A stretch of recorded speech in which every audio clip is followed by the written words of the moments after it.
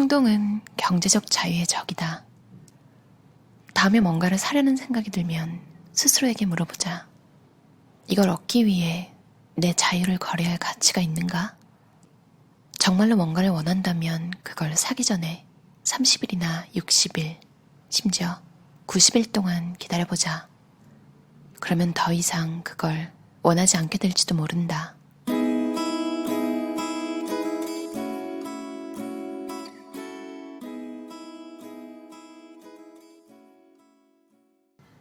책 앞에 띠지에 파이어족을 위한 단 한 권의 바이블 이렇게 적혀 있어요. 파이어가 Financial Independence Retire Early의 약자인데요. 그러니까 조기 은퇴를 해서 경제적인 자유를 이루는 것을 꿈꾸는 사람들이에요. 이 책의 저자 그랜트 사바티어도 24살이던 2010년 자기 계좌 잔고에 $2.26밖에 안 남은 걸 깨닫고 정신을 차린 거죠. 그리고 어떻게 경제적 자유를 달성했는지 풀어놓은 책이에요. 금수저가 아니기 때문에 실수, 시행착오한 이야기도 많고요. 파이어족 이야기들은 미니멀리스트 이야기들이랑 항상 겹치는 부분이 많은 것 같아요. 그래서 읽는 걸 좋아하는데 저자의 이야기, 실수담, 성공담도 다 있고 그리고 또 다른 사람들, 다양한 사례들도 같이 나와 있어서 되게 재밌게 읽었어요. 인터파크 출판사 반니에서 나온 책이고요. 일부 미니멀리스트들이 자주 이야기하는 최저생계비 역시나 이 책에도 강조해서 다시 한번 생각해보면서 읽었어요. 살 가치가 있는 것인가? 요즘에는 돈을 쓰는 게 너무 쉽다 보니 자신이 하는 모든 거래의 진짜 비용을 생각하는 사람이 거의 없다. 신용카드를 긁거나 휴대전화 버튼만 누르면 바로 돈을 쓸 수 있다. 안타깝게도 돈 쓰는 게 쉬워질수록 사람들은 더 많은 돈을 소비하게 되고 그로 인해 대부분의 사람들이 깨닫지 못하는 결과가 초래된다. 돈을 저축하는 것은 곧 돈을 버는 것이다. 당신은 뭔가를 구입할 때마다 타협을 하게 된다. 한 가지 일에 돈을 쓰면 저축을 하거나 다른 일에 쓸 수 있는 돈이 적어진다. 당신이 돈을 주고 그 대가로 받은 건 무엇인가? 그게 그럴 만한 가치가 있는 것인가? 돈을 쓸 때는 단순히 돈만 지불하는 게 아니다. 자신의 시간과 그 돈의 잠재적인 미래 가치까지 지불하는 것이다. 또 자신의 목표 금액에 도달하기까지 걸리는 시간도 늘어난다. 뭔가를 살 때마다 그걸 본인의 자유와 맞바꾸는 셈이다. 몇 주의 자유로운 시간과 새 외투 중 어느 쪽이 당신에게 더 가치가 있는가? 돈과 관련해서 더 현명한 결정을 내리려면 돈을 쓸 때 신경을 써야 하고 그렇게 신경을 쓰려면 자신이 사거나 사지 않는 모든 물건의 진가를 고려해서 그게 정말 가치 있는 물건인지 판단해야 한다. 시간당 얼마나 벌고 있는가? 실제 시급을 계산하는 게 중요한 이유는 자신이 돈을 벌기 위해 얼마나 많은 시간을 돈과 교환하고 있는지 정확하게 파악해야 어떤 물건의 실제 가격과 그것의 구입 가치를 온전히 알 수 있기 때문이다. 급여 명세서에는 당신이 시간당 새우 $20를 받고 있다고 나와 있지만 그건 당신이 책상 앞에 앉아 있거나 직장에서 일하는 시간만 따져서 계산한 것이다. 당신이 직장에 다니기 때문에 하게 되는 부수적인 일들에 소비되는 시간은 전혀 고려하지 않았다. 출퇴근 시간, 근무일에 대비하는 시간, 작업복을 사러 다니는 데 드는 시간, 출장 때문에 이동하는 시간, 퇴근 후나 주말에 스트레스를 푸는 시간 같은 것들 말이다. 이런 시간을 전부 더해서 실제 시급 계산에 포함시키면 당신은 고용주가 주장하는 것보다 훨씬 적은 돈을 벌고 있다는 걸 알게 될 것이다. 자신의 실제 시급을 알고 있으면 직장에서의 연봉 협상에도 도움이 되고 새로운 일자리나 소득 기회가 생겼을 때 얼마나 괜찮은 기회인지 정확히 평가할 수도 있다. 매주 회사까지 출퇴근하고 일 때문에 돌아다니고 일할 때 입을 옷을 사고 행사에 참석하고 직장에서 받은 스트레스를 풀고 그 밖에 회사에 다니지 않았더라면 하지 않았어도 될 일에 쓴 모든 시간을 생각해보자. 미국인들은 매일 통근하는데 평균 53분을 소비한다는 걸 기억하자. 이건 하루 8시간 근무 기준으로 1년에 27.5 근무일과 맞먹는 시간이다. 그런데 이 시간에 대해서는 단 1분도 보상을 받지 못하고 있다. 그리고 출장을 가는 경우에는 그와 관련된 시간들을 다 더해야 한다. 보통 8에서 10시간 정도인 근무 시간이 출장을 가면 16시간 이상으로 늘어나게 된다. 일 때문에 항상 출장을 다니는 사람이라면 자신의 실제 시급이 얼마나 낮은지 확인하면 깜짝 놀랄지도 모른다. 비즈니스 컨설턴트로 일하면서 1년에 25만 달러를 벌지만 늘 출장을 다니는 친구를 위해 이 계산을 해본 적이 있다. 끊임없는 출장과 그가 들이는 시간 때문에 그의 세후 실제 시급은 시간당 약 35달러밖에 안 됐다. 그는 자신이 돈을 벌기 위해 실제로 얼마나 많은 시간을 맞바꾸고 있는지 알고는 너무 놀라서 몇 달 후에 직업을 바꿨다. 직업과 관련된 일을 하는데 일주일에 얼마나 많은 시간을 들이고 있는지 기록해보자. 그런 다음 이 정보를 이용해 연봉을 자신이 직장일 때문에 쓰는 총시간으로 나눠서 세전 및 세후 실제 시급을 계산한다. 사람들은 대개 뭔가를 사고 싶어지면 먼저 가격을 보고 나서 그걸 사고 싶은지 자문한다. 이때 가격이 쌀수록 결정이 쉬워지는 일이 많다. 하지만 다음에 어떤 걸 사고 싶어지면 가격이나 자신이 그걸 살 형편이 되는지 혹은 이 장에서 살펴볼 다른 질문들을 고려하기 전에 좀 더 개인적인 질문부터 던져보자. 이것이 내 인생에 얼마나 많은 가치를 안겨줄까? 오늘 나를 얼마나 행복하게 해줄까? 이것으로 인해 내일 혹은 다음 달에는 얼마나 행복해질까? 자신을 행복하게 해줄 것이라고 여겼던 많은 것들이 실제로는 그렇지 않다는 사실을 깨달으면 시간이 지날수록 이 질문에 답하기가 더 쉬워진다. 혹은 예전에는 당신을 행복하게 해줬던 것들이 이제는 그러지 못할 수도 있다. 이건 돈을 통제하는 개념이다. 한층 심오한 것을 바탕으로 선택을 하게끔 하기 때문이다. 무엇이 진정으로 자신을 행복하게 해주는지, 또 그것이 돈을 쓸만한 가치가 있는 것인지는 오직 자신만이 알고 있다. 자신의 단기적인 행복과 장기적인 행복을 생각할 필요가 있다. 다음 달이 되면 오늘 자신에게 기쁨을 안겨주는 무언가를 산 것을 후회할지도 모르기 때문이다. 커피 한 잔을 놓고 이 질문에 답하는 건 꽤 쉽다. 마시는 커피를 좋아하고 또 아침에 일어나자마자 고급 커피를 마셔야 하루를 시작할 힘이 난다면 한 봉지에 25달러 하는 커피 원두를 사거나 동네 카페에서 3달러를 주고 작은 사이즈 커피 한 잔을 마시는 게 가치 있는 일이라고 판단할 것이다. 대부분의 개인금융 서적이나 자산관리 전문가들은 매일 마시는 커피나 와인 혹은 평소에 자주 돈을 쓰는 사소한 도락을 줄이라고 권한다. 이런 작은 구매에 들이는 돈을 합쳐서 나중을 위해 저축하거나 투자하면 더 유용하리라는 생각에서다. 하지만 이런 사소한 것들은 우리를 행복하게 해주고 삶의 기쁨을 안겨주는 경우가 많기 때문에 겉보기보다 훨씬 가치가 높다. 당신의 친한 친구는 매주 손톱 관리를 받는데 25달러씩 쓰고 싶지 않을 수도 있다.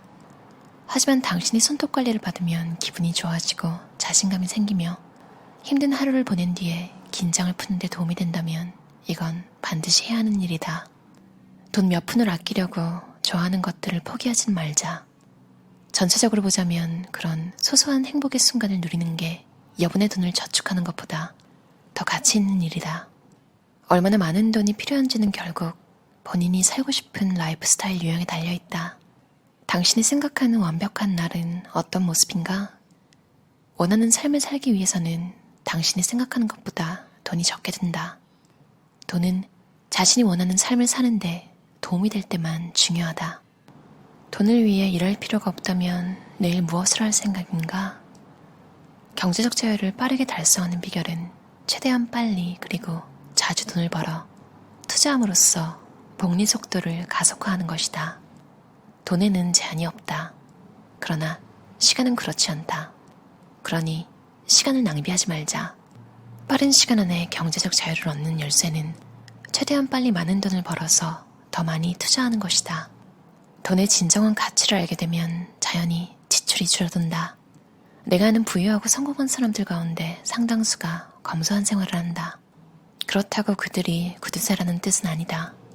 검소함이란 당신의 돈과 시간, 자원을 소비하지 않는 게 아니라 낭비하지 않는 것이다. 필요한 것만 사서 사용하는 것을 뜻한다. 필요와 욕구는 다르다. 자신에게 진정으로 필요한 게 뭔지는 자기 자신만이 알 수 있다. 우리는 자신에게 진짜로 필요한 게 무엇인지를 거의 고려하지 않는다. 그래서 때로는 자신을 행복하게 해주는 것들을 희생시켜가면서 결과적으로 별로 중요하지 않은 것들에 돈을 쓰기도 한다. 우리는 다른 사람들이 돈을 쓰는 대상에 정신이 팔리거나 별로 원하지도 않으면서 주변 사람들이 가진 걸 따라가지려는 경향이 있다. 잠시 시간을 두고 자기에게 정말 필요한 게 뭐고 무엇이 자기 삶에 진정한 기쁨을 안겨주는지 자문해 본다면 현명하고 계획적으로 돈을 소비할 수 있다. 그렇다고 해서 아름다운 빈티지 메르세데스를 사거나 5성급 호텔에 묵거나 디자이너가 제작한 신발을 사서는 안 된다는 얘기는 아니다. 그저 자신에게 중요하지 않은 분야에 돈을 덜 쓰면서 연간 비용을 계산할 때 이런 사실을 고려하라는 것이다. 인생은 너무 짧아서 어떻게든 행복하게 살아야 한다. 중요한 건 내가 행복을 느끼는 소비 수준을 찾는 것이었다. 나는 물건을 최대한 적게 사다가 조금씩 나에게 정말 중요한 것들을 추가하기 시작하는 방법으로 그 수준을 알아냈습니다. 지출 하한선을 시험해보고는 그건 너무 낮아서 박탈감을 초래한다고 판단했습니다. 그런 다음 상한선도 시험해 마침내 균형점을 찾았습니다. 자신에게 무엇이 중요한지 그리고 무엇이 나를 행복하게 해주는지 알아야 합니다. 이게 내 안정 지점이다. 이보다 돈을 더 쓴다 해도 지금보다 더 행복해지거나 내 삶이 훨씬 더 부유해지지 않는다. 돈을 많이 벌지 못하더라도 지출을 최대한 줄이고 저축률을 높인다면 예상보다 훨씬 일찍 은퇴할 수 있다. 62세 이전이라면 언제 은퇴해도 조기 은퇴이므로 은퇴 기간을 1년이나 2년, 5년, 10년씩 단축하는 건 놀라운 성과라는 사실을 기억하라. 나는 1년에 30만 달러를 벌기 시작한 뒤에도 여전히 이웃집 고양이를 돌봐주고 수고비로 60달러를 받는다. 그 돈을 투자하기 위해서다. 심지어 단돈 1달러만 늘어나도 복리가 붙는 속도가 빨라질 것이다. 코바늘 뜨개질을 좋아하는가? 직접 짠 벙어리 장갑을 온라인 쇼핑몰에 팔아보자. 만화책을 수집하는가? 이베이에서 경매를 붙이자. 음악을 좋아하는가? DJ로 일하거나 자신이 만든 음악을 인터넷상에서 팔 수도 있다. 가능성은 거의 무한하다. 어떠셨나요? 철학자들도 계속 얘기하잖아요. 일부 미니멀리스트들도 그렇고요. 나는 단순하게 살기로 했다를 쓴 사사키 우미오시도 한 달에 100만 원이 생활비니까 노후에도 그것만 벌 수 있다면 계속 똑같이 살 수 있다고. 그래서 미래에 대한 두려움은 없는 편이라고 해요. 최소 생계비를 생각해보는 것. 하지만 특별히 좋아하는 것이 있다면 포기하지 않는 비용. 예를 들어 카푸치노 한 잔이라든지 책에 예시로 나왔던 네일 관리라든지 그런 것들이 마음을 충만하게 해준다면 사실 엄청 저렴하게 행복을 사는 거잖아요. 100만 원을 써도 안 행복할 수 있는데 바리스타가 만들어준 커피 한 잔으로 하루가 행복할 수도 있는 거잖아요. 요즘의 제 얘기입니다. 저는 20대에 일을 시작하고 나서도 주변의 선배들이 마침마다 커피를 돈 내고 사 먹는 걸 이해를 못했어요. 그때는 제가 카페라는 개념 자체가 머릿속에 왜 가야 되지? 좀 그렇게 살았던 것 같아요. 특히나 그 회사에는 카페에서 쓰는 기계랑 원두도 막 관리되고 있었거든요. 그래서 저는 공짜 커피가 너무 좋아서 막 마셨는데 맛은 잘 모르지만 한 선배가 계속 커피를 사서 마시는 거예요, 아침마다. 신기하다 생각했죠, 저는. 근데 그분은 퇴사를 하고 카페를 차리셨어요. 이렇게 사람마다 뭔가를 중요하게 생각하는 기준점이 다른 것 같아요. 저는 30이 넘어서도 카페에 돈 쓰는 걸 이해를 못하는 사람이었는데요. 전에 회사 다닐 때까지만 해도 다른 사람들이 아침마다 그 리유저블 컵 들고 우르르 내려가서 커피 살 때 전 절대 안 갔거든요. 죽어도 회사 공짜 커피 마시고. 특히 호주는 커피 자부심이 엄청나잖아요. 한국은 뭔가 카페 자체를 사랑하는 느낌이라면 여기는 커피 자체를 사랑하는? 우리나라 포장마차나 길거리 음식 막 있듯이 커피 좌판도 많고 그냥 줄 서서 테이크어웨이 하는 모습이 정말 흔해요. 근데 제가 최근에 느낀 건데 그냥 저는 맛있는 커피가 뭔지 몰랐던 사람인 거예요. 그래서 그런 사람들을 그냥 이해를 못했던 것 같아요.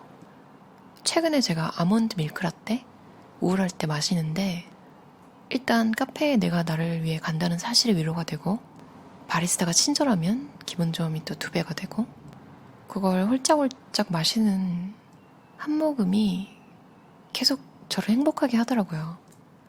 그리고 라떼류는 집에서 만들어서 카페 같은 퀄리티를 내기 힘들더라고요. 지금 다니는 회사에는 브레빌 머신이 있는데 제가 이래저래 막 스팀을 사용해서 라떼를 만들려고 해도 카페처럼 안 되더라고요. 카페에서 사 마시면 아몬드 밀크는 50센트를 더 받아가지고 한 4.5불? 4,000원 정도의 하루를 행복하게 보낼 수 있는 저만의 소확행입니다. 파이낸셜 프리덤 얘기하다가 커피 이야기로 또 흘러가 버렸네요. 저는 매일 마시진 않고요.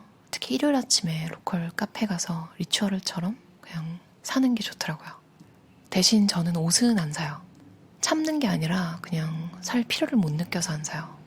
맨날 똑같은 옷만 입고 사고 싶은 옷이 없어요. 긴 바지가 한 장 있는데 검은색이 아니거든요. 제가 한 1년 전쯤에 이야기했던 것 같은데 제가 검은 바지를 너무 오래 입어가지고 근데 그게 탑샵에서 산 거였는데 너무너무 마음에 들었어요. 근데 그걸 너무 많이 입고 맨날 그것만 입어서 엉덩이 쪽에 구멍이 난 거예요.